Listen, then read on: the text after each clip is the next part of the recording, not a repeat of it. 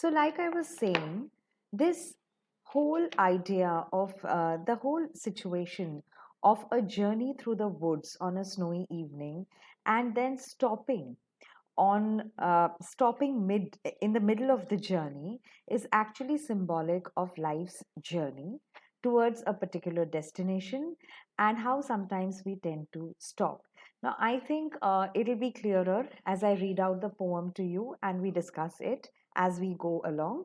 But imagine someone, maybe a man, who's riding a horse and he's all alone with only his horse for his company, and he is riding through the woods. Now, I already said to you in the last video that woods is another name for a densely forested area, right? So, so he is journeying past the woods or through the woods. He might be passing through the woods, or he might be riding past the woods, and he just stops in the middle of his tracks because he is so mesmerized by the beauty of the woods. It is so fascinating, and probably this beauty is so striking to him because he's all alone. He has no distraction, right? Because if he had a companion, maybe he would be talking to him, or he would be preoccupied with some kind of conversation. But here he's completely alone, and the woods are so strikingly beautiful that he wants to stop.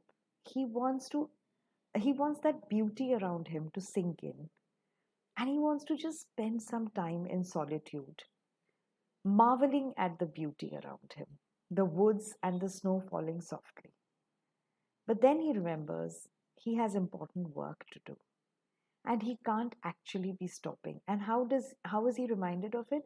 His horse, which has been standing quietly while this person, who is the traveler, is taking in all the beauty, the horse starts shaking its head, indicating that it's time to move on. And the traveler realizes, oh my God, I was so lost in thought. Right? So, this is roughly the situation and the subject of the poem. So, let me take you through this. And it's a very simple poem. It's very short, it's just four stanzas, and it's in very simple language. But it's very telling, it's very sharp and beautiful. Whose woods these are? I think I know. His house is in the village, though. He will not see me stopping here to watch his woods fill up with snow. So the traveler has stopped and he's wondering whose woods could be these? Who owns these woods? Because woods are forested areas which could be part of someone's property. In those days, people owned huge tracts of land, right? And America was a land of settlers. So people had crossed over from Europe, and they had traveled across the seas to land in America. And America was a very sparsely populated country, right? And it had these huge stretches of land. So people just started their life over there, and they own these huge tracts of land. So he's saying whose woods these are. I think I know. So he says maybe this person who owns these woods, he might be staying in the village. Maybe I know him. He will not see me stopping here to watch his woods fill up with snow. And he wonders to himself, the traveler. He says, I don't think the owner of these woods is going to see me here. So the first uh, level of consciousness, that if I'm stopping and I'm marveling at something, someone shouldn't see me.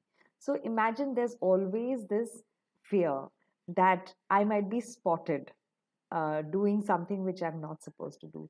So we are in such a world where we are not even allowed to stop for our own satisfaction. So he says, no, but these woods belong to him, and he might not like me stopping here. But will he know that I have stopped here? And he wouldn't know. To watch his woods fill up with snow, So he can gradually see as the snow keeps falling in a steady flow. Um, the level of the snow keeps rising, the level of the snow that is falling on the ground, and that's a beautiful scene to witness. And also, if you've seen scenes of snowfall, especially in films, you will see that it's almost like the snow falling in a slow motion, so it's got a beauty of its own. Moving on to the second stanza. My little horse must think it queer to stop without a farmhouse near. Between the woods and frozen lake, the darkest evening of the year. So he says, so now the traveler is saying, my horse, which I'm riding, it's a little horse, so it might be a pony. My little horse must think it is very strange on my part. So the meaning of the word queer over here is strange. He says, maybe my horse is wondering what I'm up to. Why have I stopped where there is no farmhouse? Because normally travelers would stop if there was a farmhouse close by so that the horse could rest for the night and the traveler could sleep in one of the spare rooms or the guest rooms. So he says, it my little horse must be wondering what I'm up to because there's no farmhouse close by. And where have I stopped? I have stopped between the woods and the frozen lake. So the lake is also frozen. It's so cold. So one side you have the woods, and one side you have the lake, and the traveler is in the middle. And it is the darkest evening of the year. So probably it is the 31st of December, right? Because it's very dark and it's probably New Year's Eve, and he's passing by the woods. Now, the third stanza, he gives his harness bells a shake. So, harness is uh, are those ropes, strings with which you hold the horse, lagam, right? And they have bells. So, the horse is shaking its head, and the bells start making a sound, right? To ask if there is some mistake. So, apparently he's shaking his head and trying to ask me, have you stopped by mistake? So he gives his harness bells a shake to ask if there is some mistake. The only other sound is the sweep of easy wind and downy flake. So he says, besides the sound that my horse is making, the only other sound that can be heard for miles around is the sound, the very soft, magical sound of the snow falling. And the wind sweeping gently, and the downy flake, snowflake. It's like down, very soft, right? Down is soft. So uh, it's almost feathery. It is weightless. And the closing stanza. And these are very famous lines. Apparently, it is said that the first Prime Minister of India, Pandit Jawaharlal Nehru, had these last lines on his desk. So the last stanza says, the woods are lovely, dark, and deep, but I have promises to keep, and miles to go before I sleep, and miles to go before I sleep.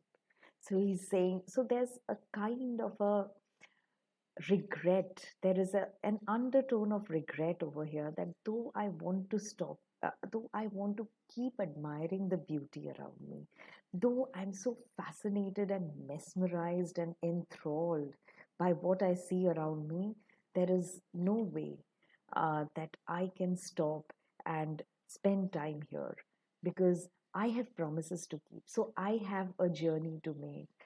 There are maybe people waiting at the other side, or I'm on a mission. I have a goal which I have set for myself. I have to uh, reach that goal.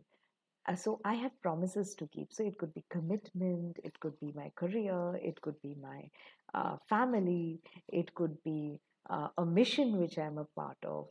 It could be so many things, right? But it's a commitment of nature, of a certain nature. And I have miles to go before I sleep, and miles to go before I sleep. So I have to cover this journey. I have to make this journey before I sleep. Sleep over here symbolizing death. So before I die, I have this road to travel. I have these milestones to achieve. I have this journey to make. And so I simply can't afford to stand here, though the woods are lovely, dark, and deep. So look at the adjectives he uses for the woods: lovely, that is beautiful; dark, mysterious. So I'm sure there are secrets waiting to be unraveled and revealed, but I can't wait. And they are also deep. So they draw me to them, they attract me, but I can't wait for them. Similarly, many a times in life, we are drawn to certain things. We are drawn to adventure. We are drawn to interesting things. We are drawn to explore certain things. Life gives us these opportunities. But then we also have our commitments. We also have our work. We also have maybe a certain kind of roadmap laid out for ourselves when it comes to our life. And because we have to keep that commitment, we cannot make this journey. So that is what is the traveler's dilemma. And that dilemma and the commitment to work more than adventure is what the poet is probably trying to tell us. So that was the poem for you. Thank you so much.